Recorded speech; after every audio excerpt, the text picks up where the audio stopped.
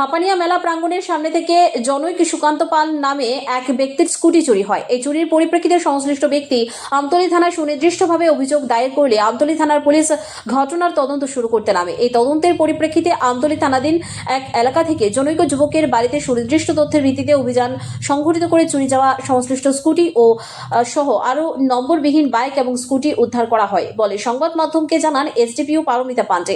পাশাপাশি তিনি আরও দাবি করেন, এই ঘটনার পরিপ্রেক্ষিতে অভিযুক্ত বা ধৃত যুবককে পুলিশ রিমান্ডে নিয়ে ঘটনার তদন্ত করে দেখা হবে এর পেছনে আর কেউ রয়েছে কিনা, এছাড়াও সংশ্লিষ্ট যুবকের বিরুদ্ধে এই প্রকারের আরও কোনো অভিযোগ রয়েছে কিনা ইত্যাদি বিভিন্ন বিষয় খতিয়ে দেখে প্রয়োজনীয় ব্যবস্থা আইন অনুযায়ী গ্রহণ করা হবে বলে পারমিতা পান্ডে দাবি করেছেন।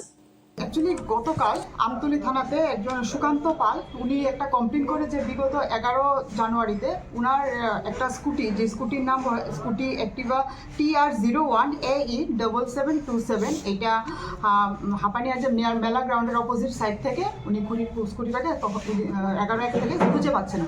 তারপর উনি বিভিন্ন জায়গায় খোঁজাখুঁজি করে স্কুটিটা না পেয়ে উনি গতকাল আমতলী থানাতে একটা কমপ্লেন করে যে স্কুটিটা ওনার হারিয়ে গেছে এবং এটাকে খুঁজে দিতে।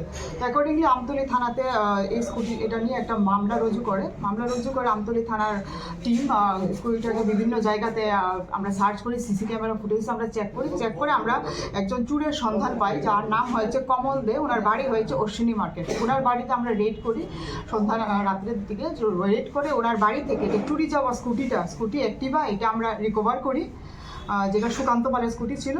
পাশাপাশি ওনার বাড়ি থেকে আরও একটা নাম্বারলেস বাইক আর একটা স্কুটি আমরা পাই, যেটা আমরা রিকভার করে আনি এবং এগুলি আমরা এখন ইনভেস্টিগেশন করে দেখছি এগুলি উনি কোথা থেকে কি করেছে বা এটা আমরা দেখে ওনাদেরকে যা প্রাপ্য এটার মালিক ওনার কাছে আমরা এগুলিকে হ্যান্ড ওভার করব।